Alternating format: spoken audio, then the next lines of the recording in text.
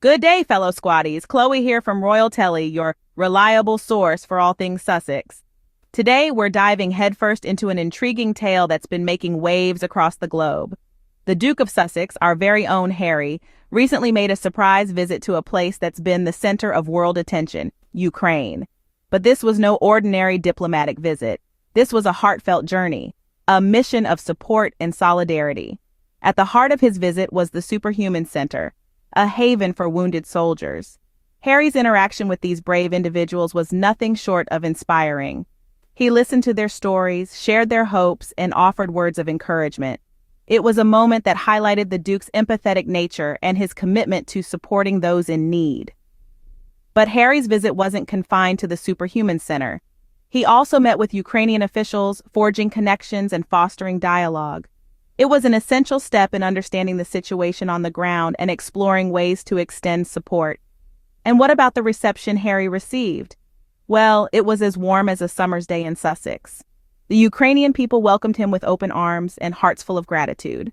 They offered him meaningful gifts, tokens of appreciation that symbolized their rich culture and indomitable spirit. It was a testament to the impact Harry made during his short visit.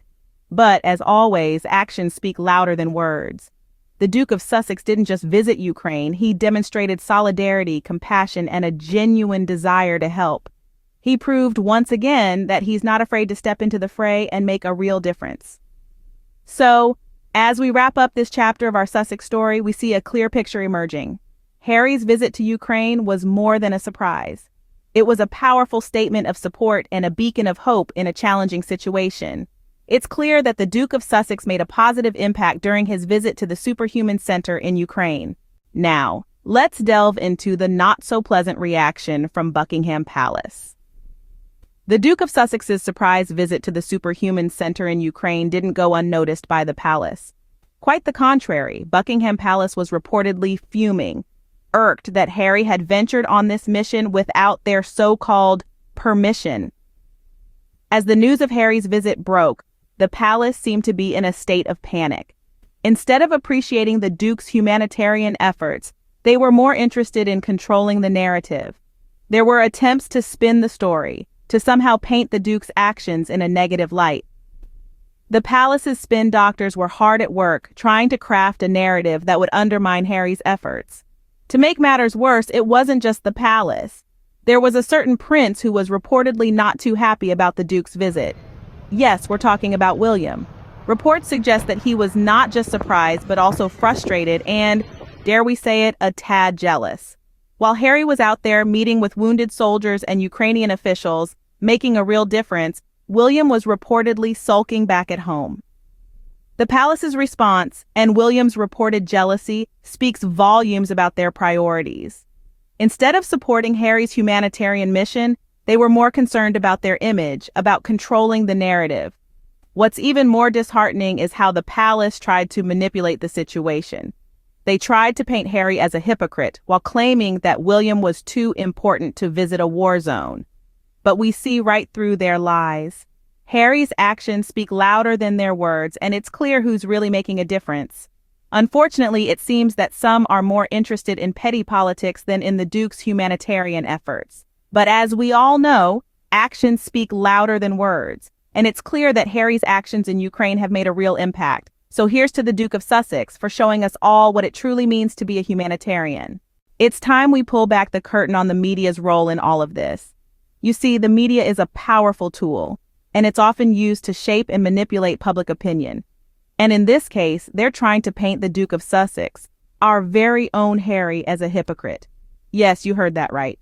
They're suggesting that Harry's surprise visit to Ukraine was nothing more than a publicity stunt, a mere photo op. But we know better, don't we? They're also trying to convince us that William, the Duke of Cambridge, is simply too important to visit a war zone. Now, isn't that convenient? It's as if they're saying that his royal duties are somehow more significant than showing support to those who are suffering. But we're not buying it. We see right through their thinly veiled attempts at deceit. Let's take a moment to reflect on the reality of the situation. Harry didn't just drop in for a quick visit. He spent time with wounded soldiers and Ukrainian officials. He received a warm welcome and meaningful gifts. He showed up, He connected. He made a difference. On the other hand, we have William, who, despite his claims of supporting the troops, refuses to set foot in Ukraine. And yet, the media is trying to spin this as a sign of his importance. It's a classic case of media manipulation, folks. But here's the thing. We're not just passive consumers of this information. We have the ability to question, to scrutinize, and to challenge these narratives.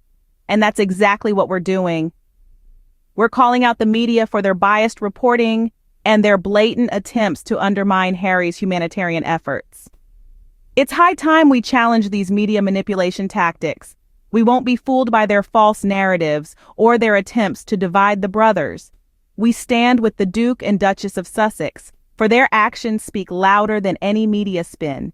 And remember, they can't break what's unbreakable. Our support for Harry and Meghan is stronger than their lies. Let's talk about the real double standard here, shall we? When we examine the actions of the Duke of Cambridge, it's clear that there's a stark contrast in the approach he and the Duke of Sussex take to supporting troops and showing solidarity. Remember when William visited Estonia? He claimed he was there to support the troops, but did he venture into the heart of the struggle? Did he step foot in the war-torn regions, stand shoulder to shoulder with the soldiers and listen to their stories? The answer is a resounding no. Instead, he opted for the safer, more controlled environment, far from the front line. Now, let's contrast this with the Duke of Sussex's recent visit to Ukraine. Here's a man who didn't shy away from the harsh realities. He didn't sit comfortably in a palace issuing statements of support. He made the journey, met with wounded soldiers, and conversed with Ukrainian officials. He received a warm welcome and meaningful gifts, symbols of a nation's gratitude for his genuine show of solidarity. The difference here is not just about geography, it's about the willingness to engage, to empathize, and to understand. While one chooses the comfort of a palace and the safety of distance, the other steps into the thick of it, offering support in the most tangible way possible. And then there's the refusal of the Duke of Cambridge to visit Ukraine. It's quite telling, isn't it? A refusal that speaks volumes about the real priorities and the real double standard that exists. One might argue that the roles of the two dukes are different, that one is destined for the throne while the other is free to pursue his interests. But isn't leadership about leading from the front? Isn't it about setting an example and showing that you're not above the struggles and hardships of the people you're supposed to lead? In the end, it's clear to see the difference. While some choose to hide behind empty words, the Duke of Sussex chooses action. He shows up, he listens, and he makes a real difference. That, dear viewers, is the real double standard. So where do we stand, squaddies? Let's get this straight. We wholeheartedly support the Duke and Duchess of Sussex and their remarkable humanitarian efforts. We refuse unequivocally to be swayed by the false narratives and baseless accusations churned out by the media. Our commitment is to unity, to celebrate the good works of the Sussexes, and to challenge the divisive tactics employed by those who aim to undermine them. We won't be fooled by the smoke and mirrors. We see the truth as clear as day. The Duke of Sussex is out there in the world, making a real difference. He's meeting with wounded soldiers, supporting causes that matter, and standing up for what's right. And we stand with him. But our support isn't just about words, it's about action. So here's what we need to do, squaddies. First, share this video. Let's spread the truth far and wide. Let's counteract the misinformation with facts and show the world the real story.